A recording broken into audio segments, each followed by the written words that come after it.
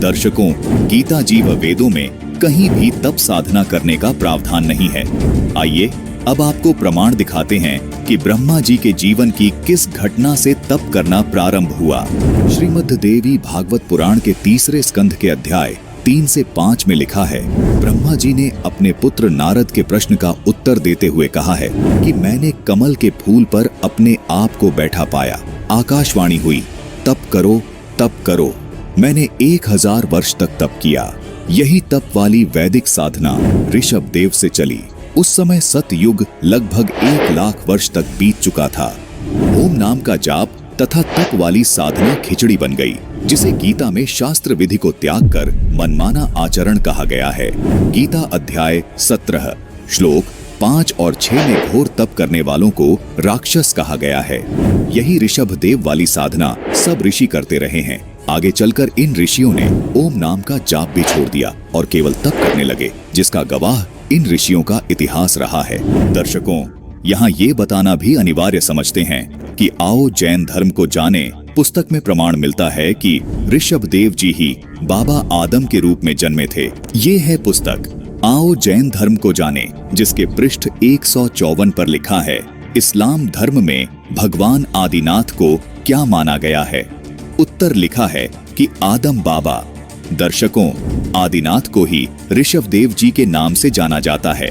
संपूर्ण मुस्लिम धर्म, संपूर्ण यहूदी धर्म और संपूर्ण ईसाई धर्म के लोग बाबा आदम को अपने अपने धर्म का प्रथम पुरुष व प्रथम नबी अर्थात प्रथम संदेश वाहक मानते हैं। ऋषभ देव के पास जो ज्ञान था वो शास्त्र विधि को त्याग कर मनमाना आचरण था, अर्थात सनातनी भक्ति वाला ज्ञान व सनातनी भक्ति विधि ऋषभ देव के पास नहीं थी। जबकि इन सभी धर्मों में ऋषभ देव यानी बाबा आदम जी द्वारा बताई गई वही शास्त्र विरुद्ध भक्ति की जा रही है जो ऋषभ देव जी ने खुद की। जबकि ये मनमानी साधना करने के कारण ऋषभ देव जी का जो अंत हुआ वो आप इस एपिसोड में देख चुके हैं। ऋषभ देव जी ने यही साधना अपने पौत्र मरीचि को दी थी। मरीचि जी के जीव की क्या दुर्दशा हुई वो भी आप आओ जैन धर्म को जाने पुस्तक में पढ़ चुके हैं। विचार कीजिए, अगर ऋषभ देव जी द्वारा अर्थात बाबा आदम जी द्वारा बताई गई साधना से जब मरीचि जी का मोक्ष नहीं हुआ तो आप सबका मोक्ष कैसे हो सकता है? ये आप स्वतः विचार कर सकते हैं। यहाँ सिद्ध होता है कि पूरे विश्व में कहीं भी शास्त्रों के अनुसार भक्ति नहीं की जा रही, बल्कि मनमानी साधना ही की जा रही है। आज पूरे विश्व में आदि सनातनी पूजा की यथार्थ भक्ति विधि केवल संत रामपाल जी महाराज ही बता रहे हैं। यही भक्ति विधि गीता जी में बताई गई है। गीता अध्याय 8 श्लोक 13 में काल ब्रह्म ने अपनी भक्ति का केवल एक ओम मंत्र बताया है और गीता अध्याय 17 श्लोक 23 में परम अक्षर ब्रह्म यानी सच्चिदानंद घन ब्रह्म की भक्ति का ओम तत्सत मंत्र बताया है, जो सांकेतिक है। इस ओम नाम की साधना और ओम तत्सत की साधना के अतिरिक्त अन्य साधनाओं व मंत्रों को गीता अध्याय 16 श्लोक 23 व 24 में शास्त्र विरुद्ध आचरण यानी व्यर्थ कहा है। आइए फिर से पवित्र गीता जी से जानते हैं। गीता अध्याय 4 श्लोक 1 और 2 के अनुसार सनातनी पूजा व ज्ञान इक्ष्वाकु वंशी राज ऋषि नाभिराज तक ही रहा, उसके पश्चात नष्ट हो गया यानी लुप्त हो गया था, जो गीता के रूप में आज से लगभग 5600 वर्ष पूर्व द्वापर युग के अंत में कहा गया। जो लोग कहते हैं कि क्या पूर्व ऋषियों का मोक्ष नहीं हुआ, इसका उत्तर हमें पहले ही मिल चुका है। जब उनकी साधना ही शास्त्र विधि त्याग कर मनमाना आचरण थी तो उनका मोक्ष कैसे हो सकता है? गीता अध्याय 16 श्लोक 23 के अनुसार इन सब ऋषियों की साधना व्यर्थ थी, क्योंकि इन सब ऋषियों ने शास्त्र विधि को त्याग कर मनमाना आचरण किया, यानी ओम नाम का जाप छोड़कर केवल तप पर ध्यान दिया। इससे सिद्ध है कि इन ऋषियों का मोक्ष नहीं हुआ। इसका प्रमाण हमें मार्कंडेय पुराण में भी देखने को मिलता है। दर्शकों, मार्कंडेय पुराण में लिखा है कि एक रुचि नाम का ऋषि था जो वेदों के अनुसार भक्ति साधना किया करता था, यानी सनातनी पूजा करता था। उन्होंने मोक्ष प्राप्ति को जीवन का प्रथम उद्देश्य माना, इसलिए विवाह भी नहीं करवाया। रुचि ऋषि तप नहीं करता था, केवल ब्रह्म उपासना करता था।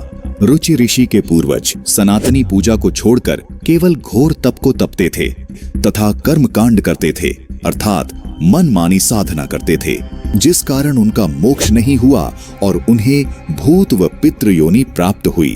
उन्होंने रुचि ऋषि को वेदों वाली भक्ति छोड़ने के लिए तथा मनमाना आचरण करने के लिए बाध्य किया। रुचि को भी नरक का भागी बनाया। आइए देखिए मार्कंडेय पुराण से ये प्रमाण। मार्कंडेय पुराण के पृष्ठ 250 पर रौच्या मनु की उत्पत्ति कथा में लिखा है कि मार्कंडेय जी कहते हैं, ब्राह्मण पूर्व काल की बात है। प्रजापति रुचि ममता और अहंकार से रहित इस पृथ्वी पर विचरते थे। उन्हें किसी से भय नहीं था। वे बहुत कम सोते थे। उन्होंने न तो अग्नि की स्थापना की थी और न अपने लिए घर ही बना रखा था। वे एक बार भोजन करते और बिना आश्रम के ही रहते थे। उन्हें सब प्रकार की आसक्तियों से रहित एवं मुनि वृत्ति से रहते देख उनके पितरों ने उनसे कहा। पितृ बोले, बेटा, विवाह स्वर्ग और अपवर्ग का हेतु होने के कारण एक पुण्यमय कार्य है, उसे तुमने क्यों नहीं किया? गृहस्थ पुरुष समस्त देवताओं, पितरों, ऋषियों और अतिथियों की पूजा करके पुण्यमय लोकों को प्राप्त करता है। वह स्वाहा के उच्चारण से देवताओं को, स्वधा शब्द से पितरों को तथा अन्नदान आदि से भूत आदि प्राणियों एवं अतिथियों को उनका भाग्य समर्पित करता है। दर्शकों, यहाँ रुचि ऋषि के पूर्वज रुचि को अपने श्राद्ध निकालने के लिए प्रेरित कर रहे हैं और कह रहे हैं कि बेटा, हम ऐसा मानते हैं कि गृहस्थ आश्रम को स्वीकार न करने पर तुम्हें इस जीवन में क्लेश पर क्लेश उठाना पड़ेगा तथा मृत्यु के बाद और दूसरे जन्म में भी क्लेश ही भोगने पड़ेंगे। यहाँ रुचि के पूर्वज स्वयं शास्त्र विरुद्ध भक्ति करके भूत योनि को प्राप्त हो चुके हैं। अब अपने वंशज रुचि को भी उसी शास्त्र विरुद्ध साधना न करने का कारण पूछ रहे हैं। इस पर रुचि ऋषि जवाब देते हैं और कहते हैं कि रुचि ने कहा, पितृगण, परिग्रह मात्र ही अत्यंत दुख एवं पाप का कारण होता है तथा उससे मनुष्य की अधोगति होती है। यही सोचकर मैंने पहले स्त्री संग्रह नहीं किया। मन और इंद्रियों को नियंत्रण में रखकर जो यह आत्म संयम किया जाता है, वह भी परिग्रह करने पर मोक्ष का साधक नहीं होता। पितृ बोले, बेटा, जितेंद्रिय होकर आत्मा का प्रक्षालन करना उचित ही है, किंतु तुम जिस पर चल रहे हो वह मोक्ष का मार्ग है। दर्शकों, रुचि ऋषि के पूर्वज स्वयं ये स्वीकार कर रहे हैं कि रुचि ऋषि शास्त्र अनुकूल साधना कर रहा है और ये मोक्ष का मार्ग है। फिर भी रुचि के पूर्वज रुचि को श्राद्ध आदि निकालने और शास्त्र से हटकर साधना करने के लिए कहते हैं। इस पर रुचि ऋषि अपने पूर्वजों को कहते हैं कि रुचि ने पूछा, पितामहो, वेद में कर्म मार्ग को अविद्या कहा गया है, फिर क्यों आप लोग मुझे उस मार्ग में लगाते हैं? दर्शकों, यहाँ रुचि ने एक बार फिर अपने पूर्वजों से कहा कि हे पितामहो, वेद में इस कर्म मार्ग को अर्थात श्राद्ध आदि निकालने को अविद्या कहा है, अर्थात शास्त्र विरुद्ध साधना कहा है। फिर आप मुझे क्यों बार बार ये साधना करने को कह रहे हैं? इस पर रुचि के पूर्वज क्या कहते हैं, सुनिए। पितृ बोले, ये सत्य है कि कर्म को अविद्या ही कहा गया है, इसमें तनिक भी मिथ्या नहीं है। यदि हमारी बात नहीं मानोगे तो हम लोगों का पतन हो जाएगा। दर्शकों, जो सच्चाई जानना चाहता है उसके लिए मार्कंडेय पुराण का ये लेख काफी है कि किसी भी ऋषि का मोक्ष नहीं हुआ, क्योंकि वे सभी यही मनमानी साधना करते थे जो रुचि ऋषि के पूर्वज ब्राह्मण किया करते थे। इसी मनमानी साधना की वजह से रुचि ऋषि के पूर्वज पितृ योनि को प्राप्त हुए थे। यही मनमानी साधना रुचि ऋषि के पूर्वजों ने रुचि ऋषि से करवाई और उन्हें मोक्ष मार्ग से भटकाकर नरक में धकेलने का काम किया।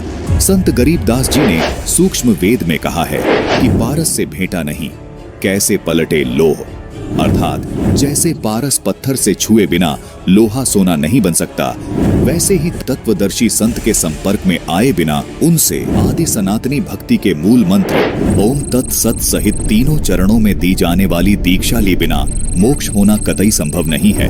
इसलिए शास्त्र विधि त्याग कर मनमानी साधना करने वालों का कभी भी मोक्ष नहीं हो सकता। तत्वदर्शी संत के अभाव के कारण सतयुग के 1 लाख वर्ष बीत जाने के बाद शास्त्र विधि साधना शुरू हो गई, जो इक्ष्वाकु वंशी राजऋषि नाभिराज के बाद प्रचलन में आई, जो वर्तमान सन 2024 तक हिंदू समाज में प्रचलित है। विडंबना है कि 5600 वर्ष पूर्व कहे जाने वाला ज्ञान, यानी चारों वेदों वाला ज्ञान, जो गीता ज्ञानदाता ने सबसे पहले सूर्यदेव को दिया, फिर वही ज्ञान स्वयंभू मनु को मिला, फिर वही ज्ञान इक्ष्वाकु को मिला, फिर इक्ष्वाकु वंशी राज ऋषि नाभिराज को मिला, फिर लुप्त हो गया। इसी ज्ञान को गीता ज्ञानदाता काल ब्रह्म ने आगे चलकर पांडव अर्जुन को बताया, जो आज श्रीमद् भगवत गीता के नाम से जाना जाता